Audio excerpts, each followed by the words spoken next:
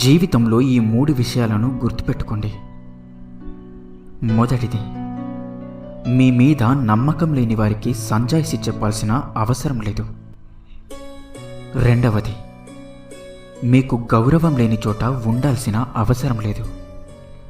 ఇక మూడవది, మీ కన్నీళ్లకు విలువ ఇవ్వని వారి కోసం అసలు బాధపడవలసిన అవసరం లేదు. రాపిడి లేనిదే రత్నం ప్రకాశించదు. అలాగే కష్టాలు తట్టుకోలేని వ్యక్తి ఏనాటికి పరిపూర్ణత సాధించలేడు. ఏడవడం తప్పు కాదు, అలాగే కింద పడిపోవడము తప్పు కాదు. ఏడ్చిన తర్వాత నవ్వకపోవడం తప్పు, కింద పడ్డ తరువాత లేవకపోవడం తప్పు. మనిషికి కావలసింది ఆస్తులు అంతస్తులు కాదు, అనుబంధాలు, ఆత్మీయతలు. ఆస్తులు కరిగిపోయినా బ్రతకగలం, కానీ అనుబంధాలు దూరమైతే జీవించగలమా? మీకు సహాయం చేసిన వారిని ఎప్పటికీ మర్చిపోవద్దు. మిమ్మల్ని ప్రేమించిన వారిని ఏ పరిస్థితుల్లోనూ ద్వేషించవద్దు. అలాగే నిన్ను నమ్మిన వారిని మోసం చేయొద్దు. నువ్వు కావాలనుకున్నప్పుడు ఏదీ రాదు. నీకు రావాలి అని రాసిపెట్టింది ఏదీ ఆగదు. రాలేదని కుంగిపోకు, అలాగే వచ్చిందని పొంగిపోకు. జరిగేవన్నీ కర్మలో భాగమే అని గుర్తించు. మన ఇంటి కప్పులోని రంధ్రం ఎండలో కనిపించకపోవచ్చు, కానీ వానలో దాని బండారం తప్పకుండా బయటపడుతుంది. మనుషులు కూడా అంతే. సరైన సమయంలో వారి యొక్క నిజస్వరూపం తప్పకుండా బయటపడి తీరుతుంది. చెప్పులు లేవని ఏడ్చేవాడికి కాళ్ళు లేనివాడు కనిపిస్తే కానీ అర్థం కాలేదట. వాడు ఎంత అదృష్టవంతుడోనని. అందరం అంతే. ఉన్నదాని గురించి సంతోషపడకుండా లేని దానికోసం ఏడుస్తూ ఉంటాం. నిజానికి అబద్ధానికి తేడా ఏంటో తెలుసా?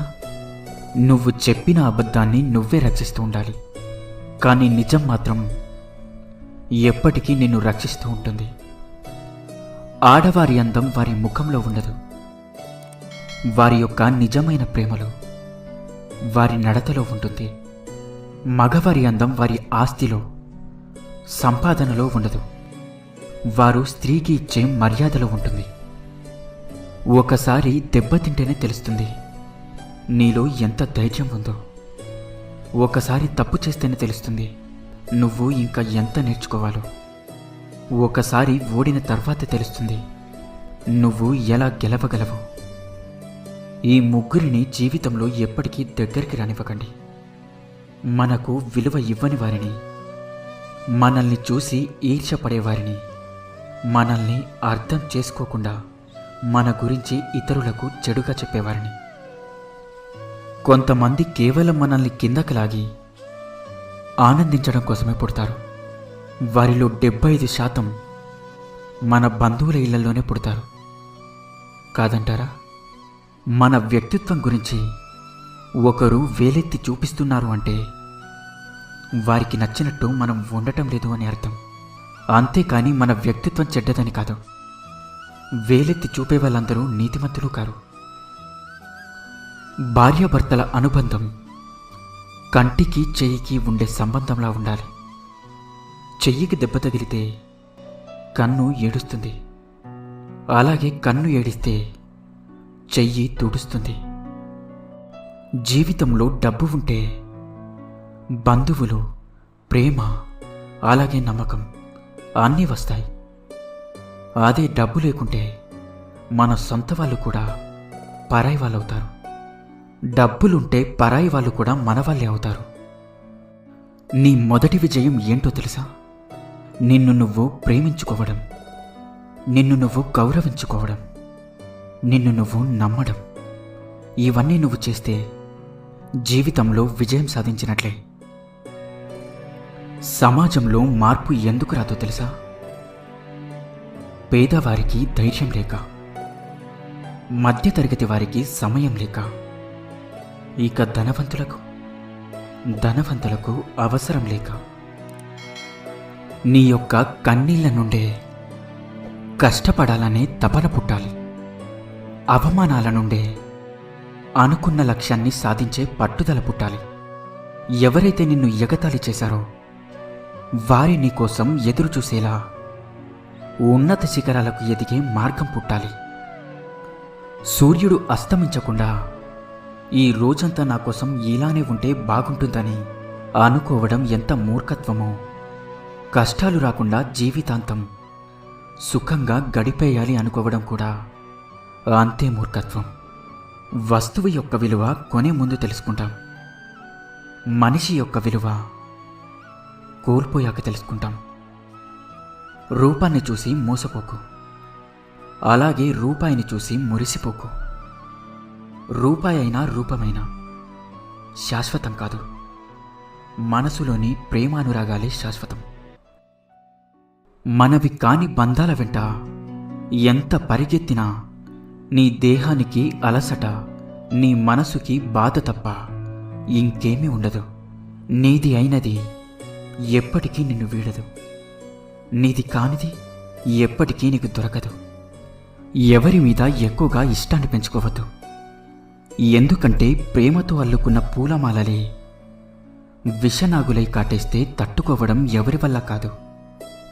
మనిషికి కత్తినిచ్చి వీరుని చేయొచ్చు, అలాగే పుస్తకాలనిచ్చి మేధావిని చేయొచ్చు. కానీ మంచివాడు కావాలంటే మాత్రం మనసుండాలి.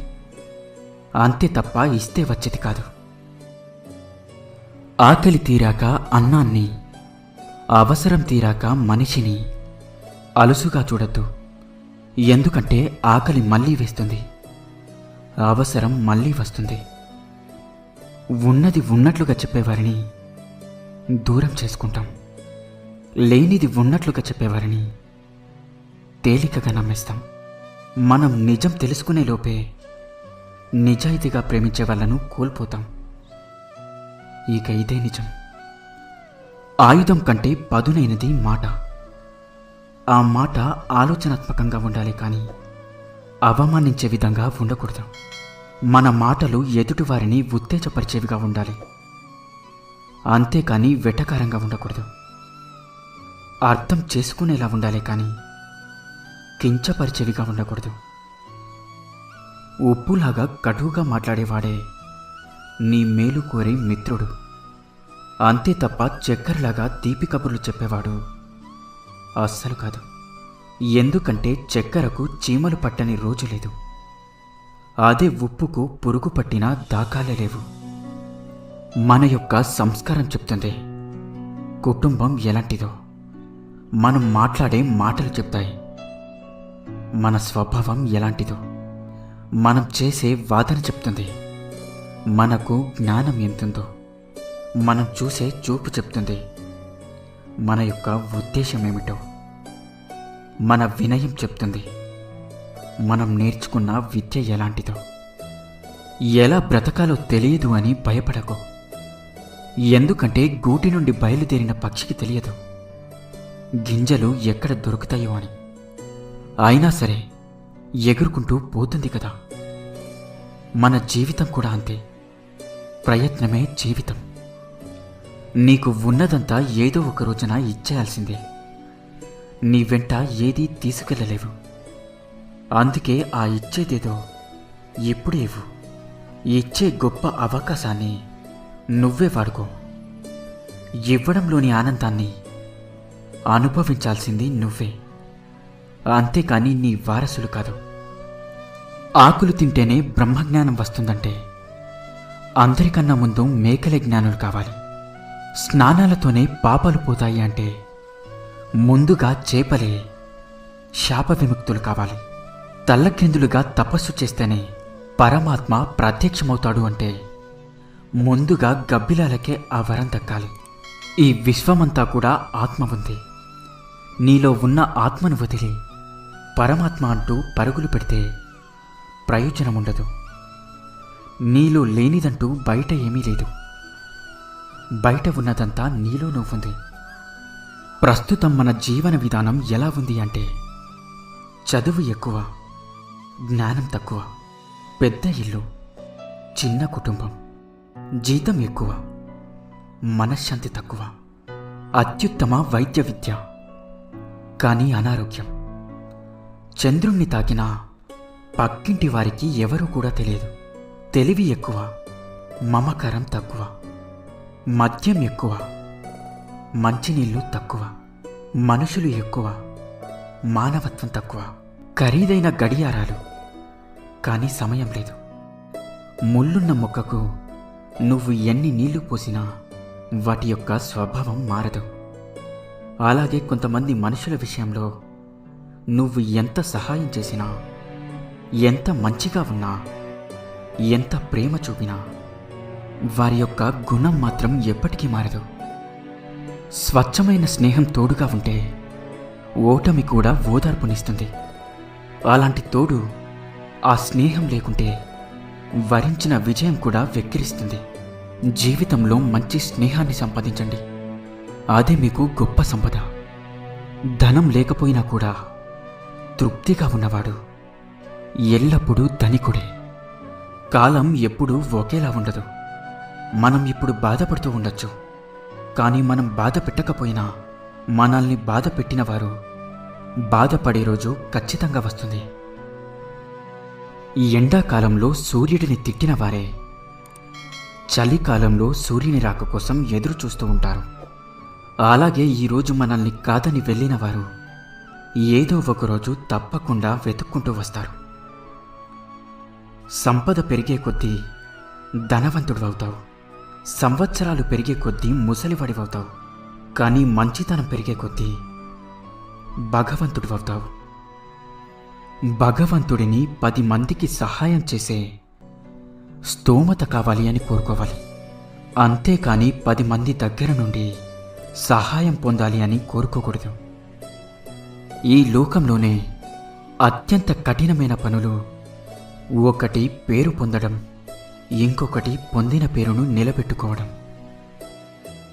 మనం చేసే మంచి పనులైనా అలాగే చెడు పనులైనా నీడలా మనల్ని వెంటాడుతూనే ఉంటాయి.